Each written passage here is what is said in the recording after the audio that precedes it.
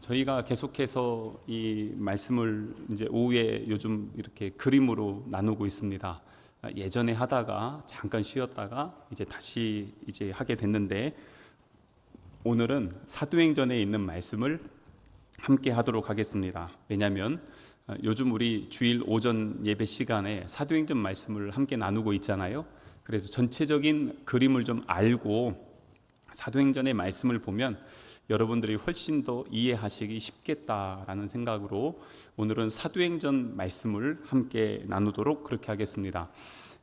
화면을 좀 바꿔주시죠. 예. 보니까 너무 많죠.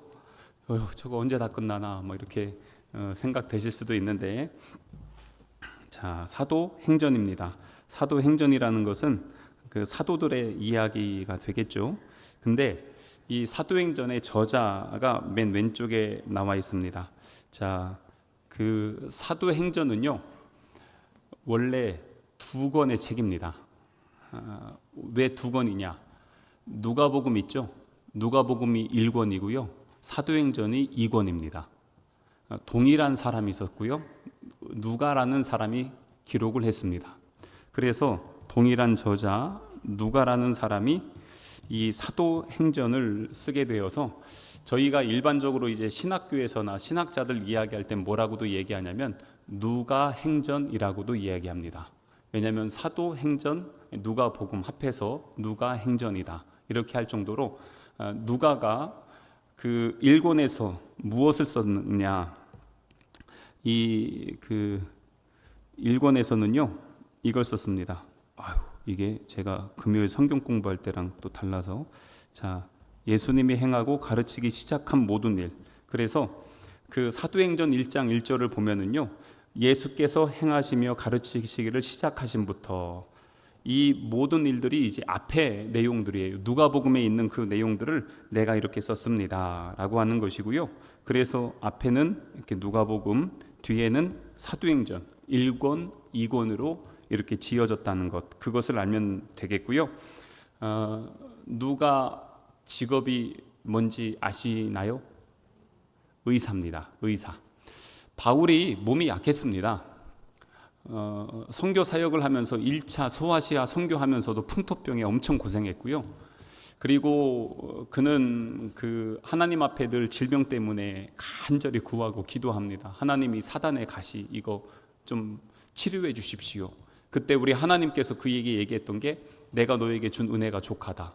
근데 또 나이가 들어서도 늘 몸이 안 좋아서 그 옆에 복음 사역을 같이 하면서 의사 누가가 동역을 해 주었습니다. 옆에서 같이 치료해 주고 같이 선교하고 그러면서 함께 했던 사람 누가였고, 그렇기 때문에 누가를 통해서 그 예수님의 모든 행적들과 그리고 그 이후에 사도들의 행전들, 그래서 사도행전이 보면 뒤에 바울의 이야기가 많이 나오는 것은 뭐냐면 누가가 바울과 같이 다녔기 때문에 그런 겁니다. 그러면서 이렇게 쭉 내용들이 나오게 되는 것이고요. 그래서 이 의미들을 보면은 그 사도행전이 보면은 예수님이 계속해서 행하고 가르치신 일들인데, 전통적으로 우리가 사도행전 할 땐 사도들의 행전이라고 얘기하거든요. 근데 정확하게 우리가 제대로 보려면 사실 사도행전, 여러분 제목 밑에 뭐라고 되어 있습니까? 예수님과 성령의 행전이다. 이게 사실 본래 의미입니다. 그래서 앞권에 있는 누가복음에서는 예수님에 대해서 말씀이 나온다면, 사도행전에서는 바로 이 성령의 역사하심이 어떻게 드러나는가, 이것들이 나타난 책. 그래서 오늘 우리가 읽었던 1장 8절에 보면 성령이 너희에게 임하시면, 그 다음에 권능을 받고, 그 다음 예루살렘, 유대, 사마리아 땅끝까지 증인된다 말씀하시는데, 이 말씀대로 그대로 이루어진 것을 기록한 것이 사도행전입니다. 어떻게 복음이 확장되어졌는가라는 것이죠. 그래서 맨 왼쪽 위에 이제 이 내용들을 보면은, 우리 예수님께서 이 땅에 오셔서 이제 서론에 보면 하나님 나라에 대해서 말씀하십니다. 금요일 날 성경 공부하시는 분들은 이 이야기를 많이 들으시지만, 그 구약에서의 가장 핵심적인 단어는 뭐냐면 제사장 나라입니다. 그래서 성막, 제사장을 세우고 제사를 드리고 그 성전에서 제사 드리고 했던 이 모든 것들, 이것을 통칭해서 제사장 나라라고 합니다. 그래서 그 안에 율법이 있고 그 안에 모든 이스라엘 백성들의 삶이 있습니다. 근데 이 제사장 나라의 개념이 예수님이 오시면서 세례 요한이 뭐라고 합니까? 회개하라, 천국이 가까이 왔느니라 라고 말씀하죠. 그리고 또한 마가복음에서는 하나님의 나라가 가까이 왔으니 복음을 믿으라 라고 합니다. 바로 예수님을 기준으로 해서 하나님 나라로 바뀝니다. 그러니까 구약에서 제사장 나라가 신약에서는 하나님의 나라로 대전환을 일으키게 되고, 이 하나님 나라의 완성은 예수님의 십자가 위에서 다 이루었다 할 때 완성이 되어집니다. 그래서 예수님은 이 땅에 오셔서 그 마태, 마가, 누가, 요한복음에 예수님의 비유 있죠? 예수님의 비유의 60-70%는요 다 하나님 나라, 천국의 비유입니다. 왜냐하면 우리 예수님은 천국을 소유하고 계시고 천국을 이 백성들에게 보여주고 싶었던 것이죠. 그래서 부활하신 예수님 40일 동안 계시거든요. 40일 동안 부활하시고 승천하시기 전에 계속 하셨던 일이 뭐냐? 여러분 성경책 펴 있죠? 1장 3절 말씀 한번 보시겠어요? 1장 3절에 보면 그가 고난 받으신 후에 또한 그들에게 확실한 많은 증거로 친히 살아계심을 나타내사 40일 동안 그들에게 보이시며 40일 동안 뭐 하셨습니까? 하나님 나라의 일을 말씀하시니라. 그러니까 예수님이 부활하시고 승천하시기 전까지 40일 동안 하셨던 게 뭐냐? 여전히 하나님 나라의 일을 말씀하신 겁니다. 계속 그것만 하셨습니다. 그만큼 신약에서 가장 중요한 핵심 단어는 하나님의 나라입니다. 하나님의 나라는 천국이죠. 그래서 우리 예수님께서 하나님 나라, 우리가 거할 초소를 예배하고 계시고 이제 하나님 나라에서 다시 이 땅에 심판하러 오시고 재림하신 다음에 이제 영원한 하나님 나라를 완성하실 것을 요한계시록에 보여주고 있는 것입니다. 그래서 신약에서의 핵심은 하나님의 나라인데, 오늘 우리가 오전에 말씀 나눌 때도 보면은 빌립 집사님이 8장 12절에 보니까 하나님 나라와 및 예수에 대해서 가르쳤다고 얘기하죠. 이 하나님의 나라가 계속 나옵니다. 사도행전에서도 이 하나님의 나라는 반복해서 나오고 있습니다. 재작년에 그래서 우리가 주일 오전 시간에 하나님 나라, 예수님의 비유와 하나님의 나라에 대해서 그때 13주인가요? 를 계속 말씀을 하나님 나라로만 나눴습니다. 왜 그랬냐면 그만큼 하나님 나라는 우리에게 중요하기 때문에 그렇습니다. 그래서 예수님이 이렇게 말씀하시는데 1장 6절 말씀 한번 보시겠어요? 1장 6절을 보면 그들이 모였을 때 예수께 여쭈어 이르되 주께서 이스라엘 나라를 회복하심이 이때니까? 라고 질문합니다. 예수님은 3절에서 하나님 나라를 얘기하는데 제자들은 이스라엘 나라를 얘기합니다. 여기에서의 이 이스라엘 나라는 이스라엘 정치적인 독립을 얘기하는 겁니다. 로마의 압제에서 자유함을 얻고 해방을 얻는 그 나라를 예수님이 이루어 주실 겁니까? 라고 물어보는 겁니다. 근데 예수님은 사실 그거에 큰 관심 없습니다.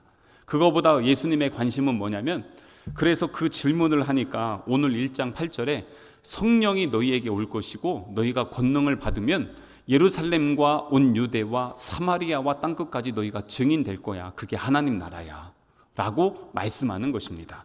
그래서 이 하나님의 나라는 우리에게 너무나 소중한 것이고, 하나님의 이 나라를 위해서 예수님은 성령에 대한 약속을 해주는 것입니다. 그래서 예수님이 말씀하시는 핵심을 보면은요, 그게 뭐냐면 예수님이 온 세상에 하나님 나라를 회복하시고 그래서 그분을 따르도록 이스라엘 백성들을 불러주셨다는 겁니다. 그래서 제자들이 세워지게 되었고요, 예수님은 죽으시고 부활하셔서 이제는 올라가시죠. 그래서 11절에 보면은 올라가신 대로 또 그대로 오시리라, 이렇게 하면서 우리 예수님께서 승천하셨습니다. 성령을 주신다고 하셨던 이 말씀은 어디에 있냐면 바로 이 이사야, 에스겔, 요엘서, 이 수많은 구약의 말씀에도 있고요, 또한 그 외에도 여러분 구약 성경 잘 보면 그 성령의 일하심이 엄청나게 많이 나옵니다. 특별히 지난주 우리 새벽에 보면 엘리야가 이제 하나님 나라 승천하면서 엘리사가 있잖아요. 그때도 이 엘리사가 구하는 게 뭐냐면 성령을 구합니다. 성령이란 단어가 그대로 나옵니다. 그 간혹 가다가 이런 분들 계십니다. 구약은 성부 하나님, 사복음서는 성자 예수님, 그 이후에는 성령님, 이렇게만 생각하시는데 구분 지을 수가 없습니다. 왜냐하면 성부, 성자, 성령 하나님은, 이 삼위일체 하나님은 창세 전부터 지금까지 동일하게 영원토록 계시는 분이십니다. 그렇기 때문에 성령을 보내주실 것을 약속하시고, 그리고 나서 이 너희가 권능받고 하나님 나라가 되는 이 땅, 그것이 이제 여기에서는 하나님의 임재로 가득한 메시아 나라의 새 성전을 너희에게 주겠다. 이 성전이 어떻게 이루어지냐? 바로 이것입니다. 너희가 예루살렘과 온 유대와 사마리아 땅 끝까지 이르러 내 증인이 될 것이다. 그래서 예수님이 온 땅의 왕으로 높임을 받으시게 되고요. 그러면서 이제 승천하시죠. 승천하시는 이 모든 것들도 다니엘서에 이 말씀하신 것들과 함께 그대로 이루어지게 되면서 우리가 사도신경에 늘 고백하죠. 하나님 우편에 앉아 계신다. 하나님 오른쪽 우편에 앉아 계시는 예수 그리스도. 그래서 영원한 왕으로 인자로서 보좌에 앉아 계시는 우리 예수님을 우리가 이렇게 함께 볼 수가 있는 것이죠. 이렇게 하면서 1장이 시작이 됩니다. 그러면서 이제 2장에서 우리 예수님이 성령 오신다고 했으니까 성령이 임재하셔야 되겠죠? 그래서 어떻게 됩니까? 이 오순절에 성령이 임하게 됩니다. 색깔 좀 바꿀게요. 뭘로 바꾸냐면 원래 이거요. 제게 지금 안 먹고 있어요. 예. 그 성령 색깔이요. 보라색이에요. 성령을 상징하는 색깔이 보라색입니다. 그래서 보라색으로 한번 해봤고요.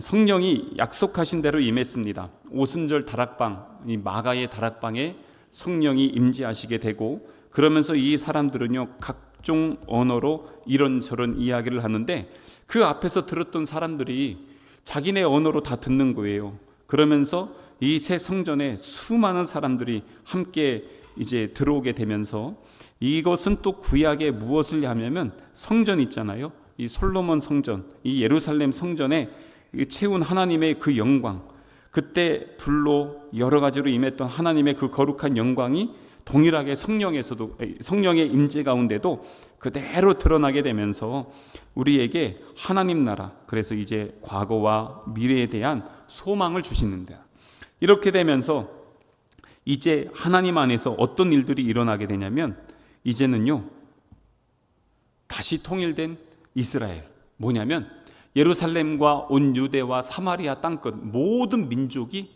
하나님의 거룩한 부르심 앞에 하나님의 자녀가 됐다는 것이죠. 그래서 성령이 임했어요. 막 사람들이 아주 놀랐습니다. 큰일 났습니다. 그런데 이렇게 되면서 이제는 3장에서 5장, 근데 이거 우리가 주일날 예배 말씀 다 나눈 거잖아요. 이제 이 성전에선 어떤 일들이 일어나고 있습니까? 이제는 원래 구약에서 있죠. 구약에서는 뭘 해야 되냐면 그 토라가 뭐냐면 율법이거든요. 이 율법에 의하면 이 뭘 해야 되냐면 구제와 섬김과 여러 가지 일들을 해야 되는데, 사실 이게 예수님 시대에 안 됐어요. 그래서 예수님께서 제사장들이나 바리새인들에게 뭐라고 하십니까? 이 독사의 자식들아 하면서 막 그렇게, 이 독사의 자식이라는 게요, 다른 말로 하면 이 사탄 새끼라는 거예요. 그렇게 예수님이 책망을 하시는데, 그런데 초대 교회가 성령이 임하시고 나서 어떤 일들이 일어납니까? 예수님을 따르는 자들이 날마다 성전 뜰과 서로의 집에서 모임을 갖게 됩니다. 그러면서 그 안에서 베드로가 3장에 보니까 치유하는 역사가 일어나죠. 나사렛 예수 그리스도의 이름으로 일어나 걸으라, 일어났어요. 그리고 나서 공동체 안에서 과부들이나 연약한 자들 구제하고 있죠.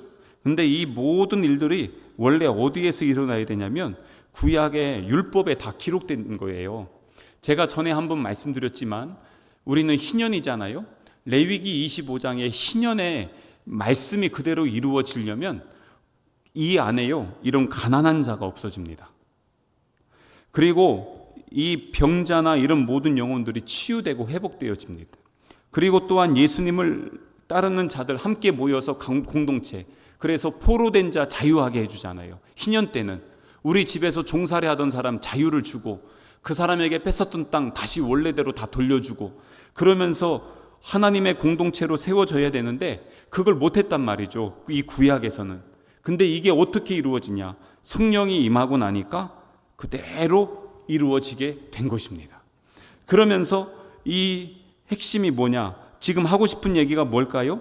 그러니까 새 성전인 예수 공동체는 이제 사람들이 하나님의 관대하심과 치유의 임재를 회복하는 장소가 됐다는 것입니다.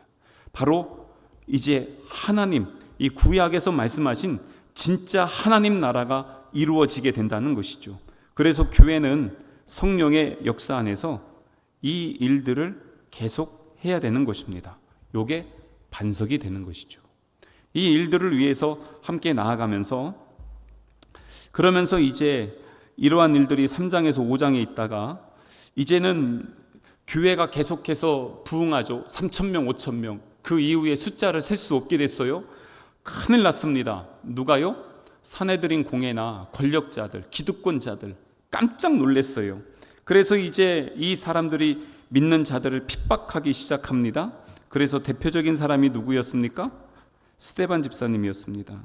우리 스데반 집사님의 첫 번째 박해로 인해서 설교를 합니다. 구약부터, 아브라함부터 해서 쫙 하면서 구약의 역사를 쫙 얘기하더니 그 다음 뭐라고 하냐면, 왜 당신들 성령 거역하십니까? 그게 핵심이에요. 왜 성령을 거역하십니까? 그러면서 기분 나빴어요. 그래서 이 사람들이 어떻게 합니까? 그냥 스데반 집사님을 밖으로 끌어내서 돌로 쳐서 죽이게 됩니다. 이게 진짜 어떻게 보면 너무 끔찍하죠. 근데 이게 율법에 있어요. 이 사람들에게는요, 신성 모독이었거든요.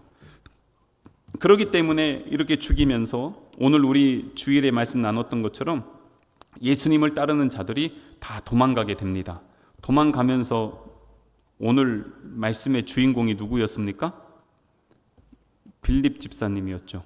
빌립. 이런 그 수많은 사람들이 흩어지게 되던 역사, 이게 바로 이 복음의 역사입니다. 교회가 망할 줄 알았더니 흩어져서 이제는 뭘 하냐면, 그 다음에 주제가 8장에서 12절, 이제 우리 오늘 나눴고 다음에도 나누는데, 바로 이 유대와 사마리아까지 이 복음이 증거되게 됩니다. 그래서 이 예루살렘에 기반한 이 공동체, 유대 중심의 이 공동체가 이제 빌립 집사님이 사마리아로 가게 되죠. 사마리아로 빌립 집사님이 갔습니다. 거기에서 사마리아에 복음이 들어가게 되었고요. 그리고 9장에서는 어떤 일이 일어나냐면, 이 다메섹으로 가던 사울이 회심을 하게 됩니다. 예수님을 만나게 되어서 변화되게 되는 것이죠. 근데 사울이요, 바울이라고도 하잖아요. 이름을 개명한 건 아니에요. 사울이 바울 됐으니까 이름 개명했다라고도 생각하는데 그게 아니고요. 사울은 히브리식 이름이고 바울은 헬라식 이름입니다. 왜냐하면 우리 예수님께서 멀리 가서 복음 전하라고 하잖아요. 이방인을 위한 택한 그릇으로 택한 사람이 바울이죠. 그래서 이방인을, 그때 당시 로마에 쓰는 공용어가 헬라어였고 헬라 이름으로 바꿔서 사역을 합니다. 그래서 바울이죠. 그래서 사울이 바울이 되어서 복음을 전하게 되는데, 그러면서 또한 9장에서 11장의 앞에 보면은 이제 베드로와 고넬료 이야기가 나오게 됩니다. 그래서 이 고넬료라는 사람이 누구죠? 로마의 몇 부장이요? 로마의 100부장입니다. 그래서 보시면은 지금 예루살렘에, 여기는 예루살렘이죠. 예루살렘, 그러면서 박해하면서 온 유대, 그리고 나서 이제 사마리아, 그 다음에 고넬료가 로마 군인입니다. 로마 군인은 당시 유럽 전체를 지배했습니다. 여기가 땅끝이었습니다. 그래서 예수님의 말씀대로 예루살렘과 온 유대와 사마리아와 땅끝, 고넬료까지 복음이 증거되어지는 역사를 보여주고 있습니다. 근데 이것을 하면서 베드로가 하도 그 말을 안 들어요. 베드로도 율법주의자입니다. 율법을 잘 지켰습니다. 한 번도 율법을 거슬린 적이 없었습니다. 근데 하나님이 환상으로 율법에 있는 부정한 것들을 막 주시더니 먹으라고 합니다. 먹었어요? 안 먹었어요? 안 먹죠. 계속 버티는 게예요. 그게 베드로입니다. 그랬는데 성령께서 강권적으로 야 좀 가 좀 끌어가시니까 갔어요. 가서 보니까 거기에 이 로마의 군인 백부장인 고넬료가 있었습니다. 사회적 신분으로 보면 고넬료가 높아요? 베드로가 높아요? 고넬료가 훨씬 높아요. 근데 이 고넬료 앞에 지금 베드로 앞에 고넬료가 무릎 꿇습니다. 요 그림이 그거거든요. 그러면서 맞이하고 이들을 위해서 함께하면서 그들을 위해서 기도해 줬는데 여기에도 무엇이 임합니까? 성령이 임합니다. 성령이 임해요. 놀라운 역사. 그래서 여기까지 해서 이제 성령이 임하면 하나님 나라가 이루어지고 거기에 교회가 세워지는 것입니다. 그래서 예루살렘, 온 유대, 사마리아 땅끝 모델이 되는 것을 여기까지 해서 보여주고요. 그러면서 이제 이방인 교회에 아주 좋은 모델 교회를 보여주고 있습니다.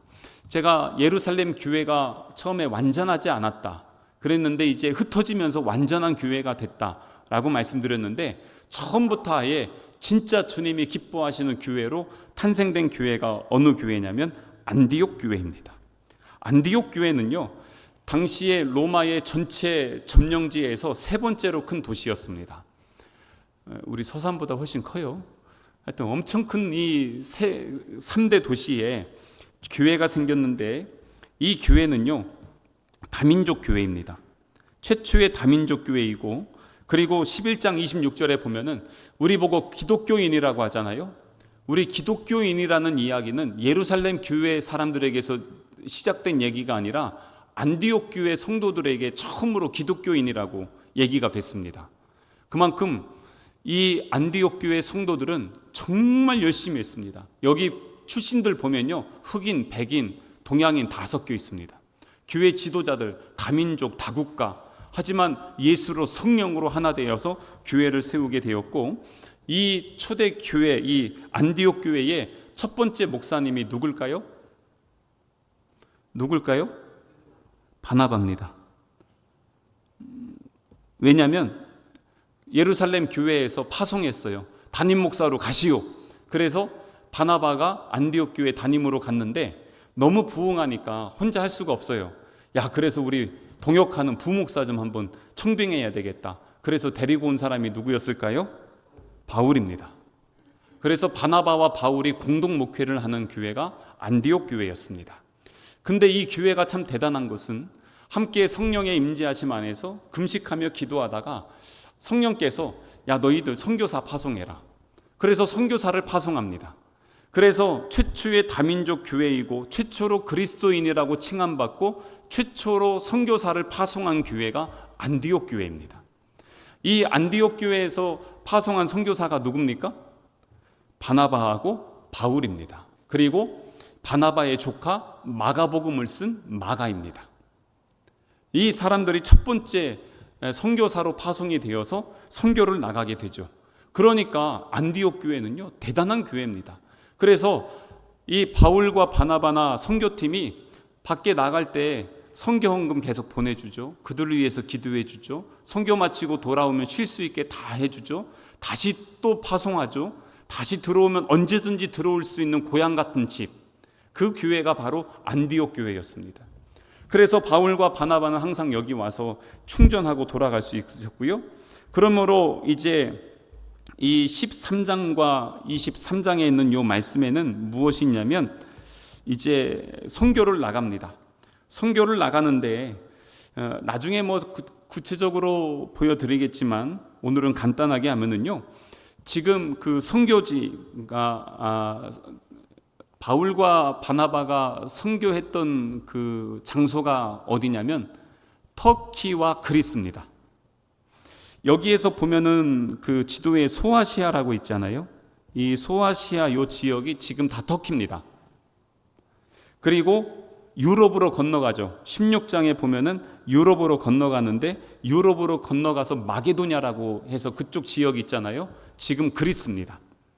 그렇기 때문에 그 성지순례 가는데 보통 3개 정도 가면은 기본으로 다 간다라고 얘기합니다. 그러니까 보통 최소한 3번은 성지순례를 가야 된다 이렇게 얘기하는데, 첫 번째가 어디냐면 그 이스라엘, 요르단, 그리고 그 이렇게 시내산으로 해서 그 이스라엘 출애굽 경로들 이런 데까지 해서 하면 2주 정도 다닐 수 있어요. 이렇게 해서 한 번, 그러니까 이스라엘 중심으로 하는 성지순례. 두 번째는 터키와 그리스. 터키와 그리스, 이게 바로 이제 복음이 증거된 곳이고, 세 번째가 어디냐면 유럽 지역에 있는 종교 개혁지들.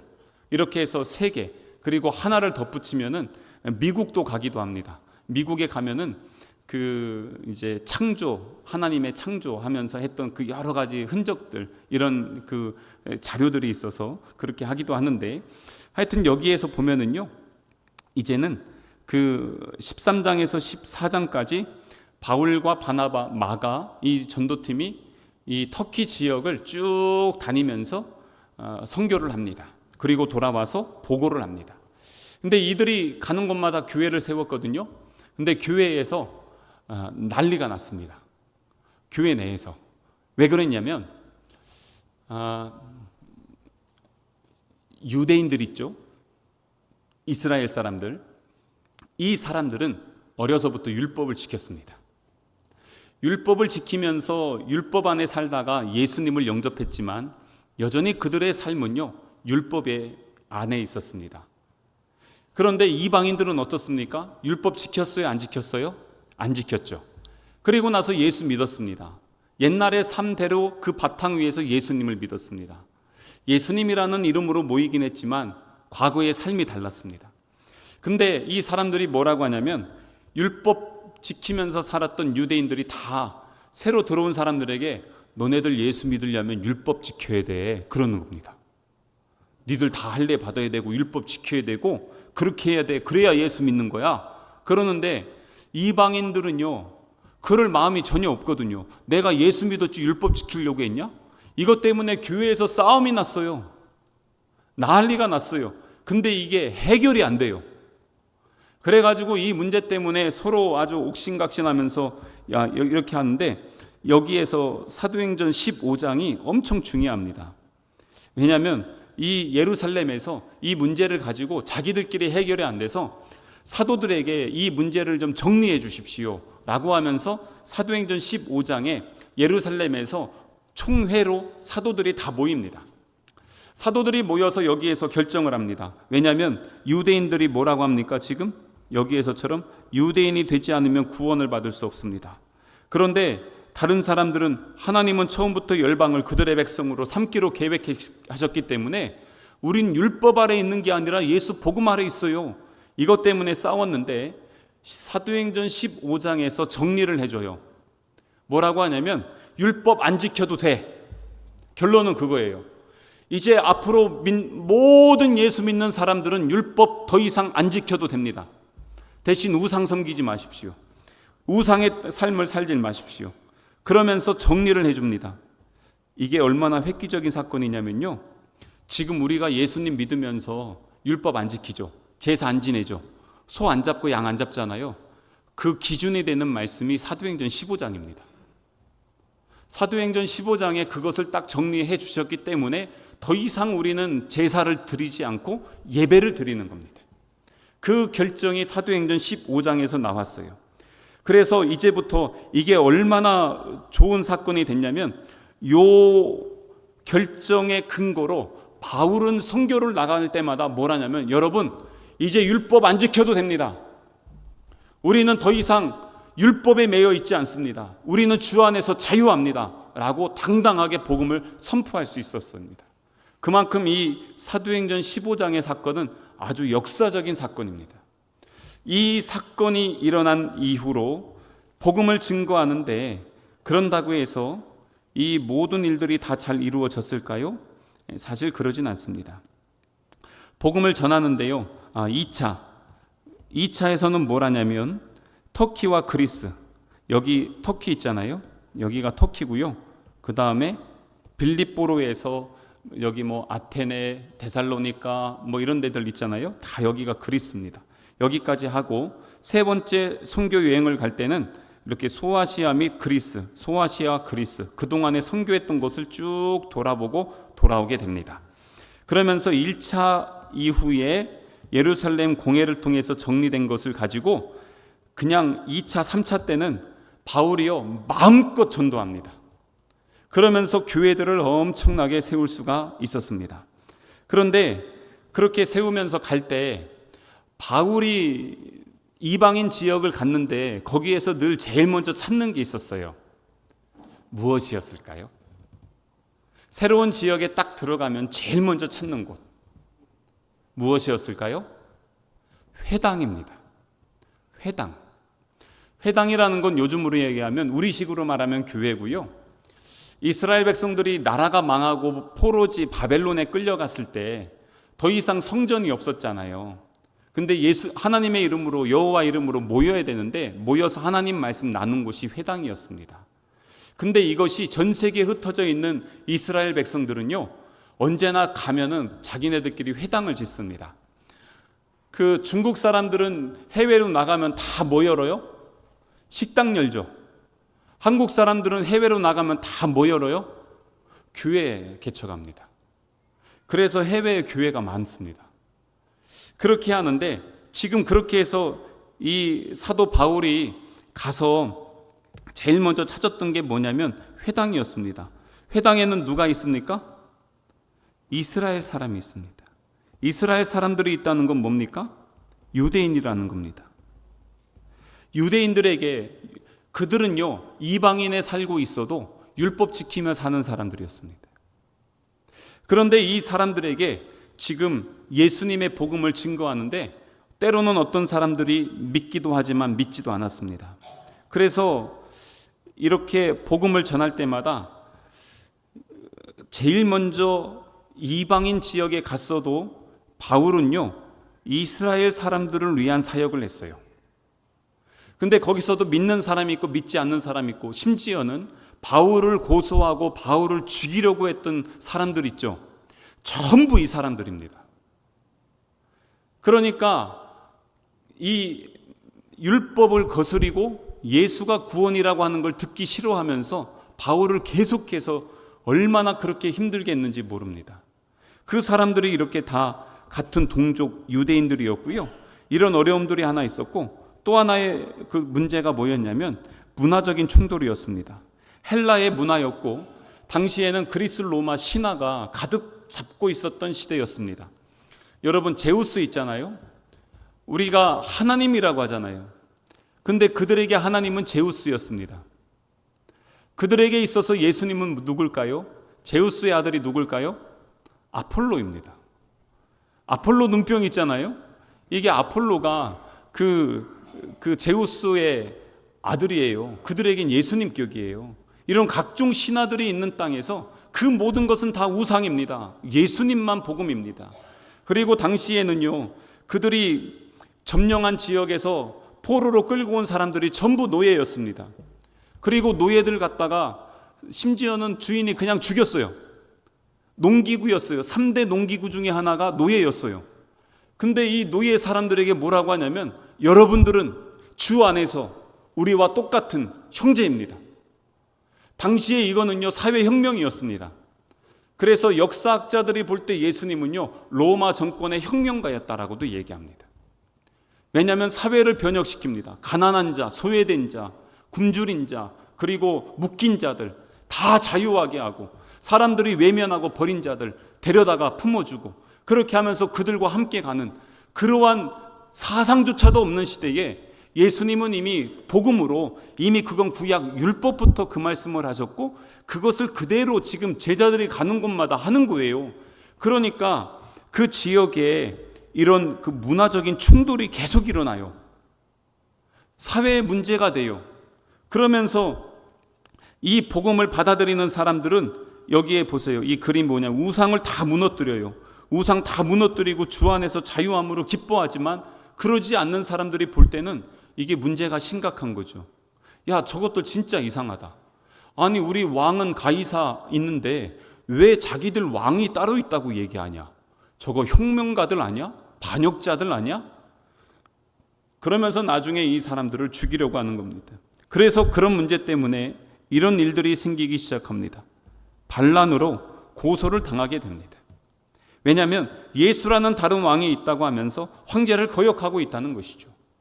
그래서 나중에 네로 황제 유명하잖아요. 네로 황제가 로마 지역의 시내 다 불질러 버리잖아요. 그리고선 그거 가지고 막 희열을 느끼고 있다가 이거 범인 찾는다고 막 난리 피니까 그때 누가 이거 불질렀다고 했습니까? 기독교인들이 불질렀다고. 그러면서 기독교 종교 지도자들 200명 이상을 잡아다가 다 죽였습니다. 그때 예수님의 제자들 싸그리 다 죽고 바울도 그때 순교합니다. 그러면서 엄청난 환난과 핍박이 있었습니다. 그러한 상황들, 그게 다 뭐였냐? 바로 이러한 그 시대의 상황들이었죠. 그래서 보면은요, 유대인들에게도 걸림돌이 되고 당시의 사회에도 걸림돌 되고 정치적인 세상에서도 이 예수님의 복음 그들에게 걸림돌이 됐지만 복음으로 말미암아 이 어려움 속에서도 계속해서 하나님 나라가 확장되어지기 시작하고, 그러므로 어떻게 되었습니까? 바로 이러한 역사, 초기 교회의 역설적인 모습, 유대 메시아 운동은요 이제 다민족 공동체, 이제 유럽 전 지역에 복음이 흘러가게 되었고, 남성과 여성, 가난한 자, 부자, 노예와 자유인 등 모두를 동등하게 대하는 겁니다. 이게 우리나라에서도 안 됐어요. 초대 교회 때 우리나라 교회 그 양반과 쌍놈들이 같이 모였잖아요. 양반과 쌍놈은 그나마 그래도 좀 인정했는데 어느 교회는요 백정도 들어왔어요. 백정이 뭡니까? 그 도축하는 사람들이잖아요. 양반들이 와가지고 목사님에게요 삿대질을 하면서 항의합니다. 저 인간들하고 우리가 같이 예배를 드려야 되냐. 그래서 목사님이 그렇다고 그 사람들 보고 나가라고 할 수도 없는데 자기들이 알아서 나가서, 그래서 양반들끼리 나가서 개척합니다. 우리나라 교회 역사에 그런 거 되게 많습니다. 그런데 여기도 그랬습니다. 근데 당시에는 이것이 아주 혁명이었습니다. 그래서 왕이신 예수님께만 충성하는데 로마의 군사적으로는 위협이 되진 않는데, 그런데 이것 때문에 주도 면밀하게 보고 있다가 핍박을 당했습니다. 전에 한번 설교 때 말씀드렸지만 성만찬 있잖아요. 이게 주요 원인을 제공했습니다. 밖에서 한번 조용히 들어보세요. 도대체 저놈들은 모여서 맨날 뭐하냐 이러고선 이제 귀를 대고 가만히 있는데 뭐라고 하냐면 이것은 그분의 살입니다. 이것은 그분의 피입니다. 우리 함께 마십시다. 아, 이거 야만인들이에요. 밖에서 보면 사람 잡아다가 살 먹고 피 먹는 놈들, 이런 식으로 하면서 이상한 소문이 나기 시작하고, 그러면서 엄청난 핍박이 있었던 것입니다. 그런 상황에서 바울은 1차, 2차, 3차 복음을 잘 전하게 되고요. 그러면서 이제 예루살렘으로 돌아와요. 예루살렘에 들어와서 보고를 하기도 하지만 예루살렘 교회는요 가난해요. 어려웠어요. 그래서 바울이 선교 헌금을 다 모아다가 가지고 들어갑니다. 들어가서 잡힙니다.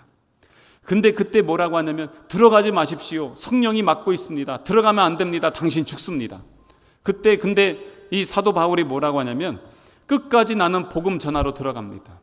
나의 달려갈 길과 주 예수께 받은 사명, 곧 하나님의 은혜의 복음을 증거하는 일을 마치려 하면은 나의 생명조차 조금도 귀한 것으로 여기지 않겠습니다. 그러면서 예루살렘으로 들어가서 진짜 잡혀요. 그리고 팔다리 다 묶여서 사지가 찢어져서 죽을 상황에 로마 군인이 개입합니다. 이자는 이집트에서 온 테러범이냐 뭐 이러면서 하여튼 이래서 여기에서 이 로마의 군인들이 개입하면서 목숨을 건지게는 되는데, 그러면서 로마의 재판을 받게 됩니다. 사도행전의 뒤에 보면은요 재판받는 그 바울의 이야기가 나옵니다. 당시에 그 예수님 때 빌라도 총독이 있었죠. 빌라도 총독에서 이제 벨릭스 총독으로, 그 다음에 베스토 총독으로 바뀌어요. 근데 이렇게 총독들이 바뀌는 과정 속에서도 바울을요 계속 냅둬요. 재판 안 해요. 그러면서 계속 감금돼 있어요. 야, 이러다가 이거 복음 사명 감당해야 되는데 감옥에만 있으면 이거 어떻게 되냐. 근데 예수님을 죽였던 산헤드린 공회의 사람들은 계속 죽이려고 시도합니다. 심지어는 암살하려고 40명의 암살단이 조직이 됩니다. 야, 이거 바울 죽여야 되는데, 근데 죽일 수가 없어요. 근데 이 암살 소식이 들리게 되면서 로마 군인이 이제는 이 사도 바울이 로마 시민권을 가지고 항소를 합니다. 로마 황제에게. 그래서 이제는 그 로마에 어디로 가냐면 로마로 재판을 받으러 갑니다. 로마로 가게 되는데요. 바울 한 사람을 보호하기 위해서 로마 군인 470명이 호위합니다. 어느 정도인지 아시겠습니까? 이 산헤드린 공회나 다른 사람들이 바울을 죽이려고 했던 열심이 어느 정도인지 이해가 되십니까? 바울 하나 죽이기 위해서 로마 군인 470명이 한밤중에 호위해서 도망갑니다. 이렇게까지 하는 내용들이 뒤에 나오게 되고요. 그러면서 이제 재판을 받으러 로마에 가는 많은 과정에도 어려움들이 있었지만 하나님의 은혜의 도우심으로 그는 감옥에 로마에 들어가게 되었고, 로마에서 그는요 뭘 하게 되냐면 가택연금을 받게 돼요. 옛날에 그 김대중 대통령 그 집안에 김영삼 대통령 가택연금 당할 때 있었잖아요. 그것처럼 집 밖으로 나오지 못하는데 안에선 자유하게 살아가는 그러한 시간들을 갖게 됩니다. 그때 쓴 복음이 옥중서신입니다. 에베소서, 빌립보서, 골로새서, 빌레몬서. 그리고 그 전에도 많은 복음을 쓰면서 여기서도 계속해서 담대하게 거침없이 하나님의 나라를 증거하게 됩니다. 그래서 이 로마의 가택연금을 당하는데 여기 보세요. 이렇게 나옵니다.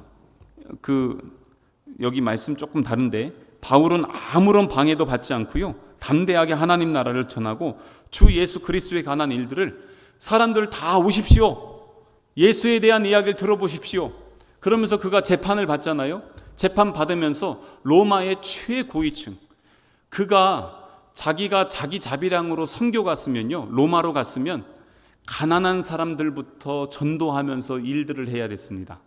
근데 그가 죄인이 되어서 재판을 받으러 로마로 갔더니 역설적으로 로마 황제, 로마의 최고로 높은 사람들 앞에서 재판하면서 그들에게 복음을 증거합니다. 그러면서 로마의 최상부층에 복음이 들어가기 시작합니다. 그러면서 복음을 전했다 이러고 나서 사도행전 끝나요. 사도행전엔 결론이 없어요. 그냥 담대하게 거침없이 가르쳤더라. 그러면서 사도행전은 끝납니다. 자, 그래서 결론입니다.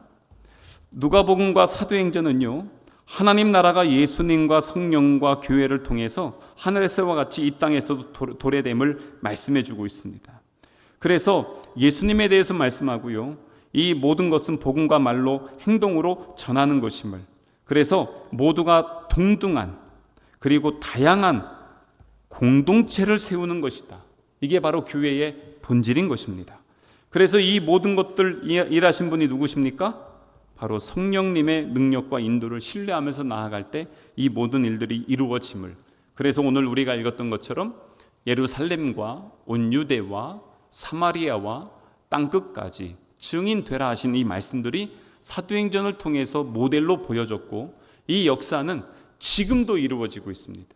그래서 우리 교회가 이러한 사도행전적 교회의 역사를 온전히 이루어 나갈 수 있는 우리 성남가족 되시기를 주님의 이름으로 축복합니다.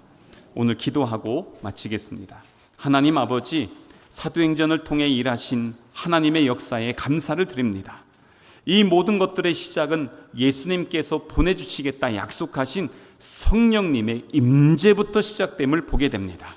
주님, 날마다 구합니다. 성령을 부어주시옵소서. 성령으로 충만하게 역사하여 주시옵소서. 우리 교회가 성령의 공동체가 되게 하시고 성령의 인도하심을 따라 성령님의 주권 아래서 성령님이 기뻐하시는 은사와 은혜로 충만하여서 성령의 열매를 맺게 하여 주옵소서. 그리하여 이 시대에 우리 교회가 사도행전적 교회의 사명을 잘 감당할 수 있도록 축복하여 주시옵소서. 이제는 우리 주 예수 그리스도의 은혜와 하나님 아버지의 사랑하심과 성령님의 교통하심과 기름 부어주심이 예루살렘과 온 유대와 사마리아와 땅끝까지 증인되라 하신 대로 복음을 들고 부르심을 받은 자리에서 보내심을 입은 그 곳에서 날마다 복음 증거자로 하나님 나라 세우길 소망하며 결단하는 주의 자녀들 머리머리 위에 주의 영광과 주의 권능과 주의 통치가 지금부터 영원토록 함께하여 주시기를 간절히 축원하옵나이다. 아멘.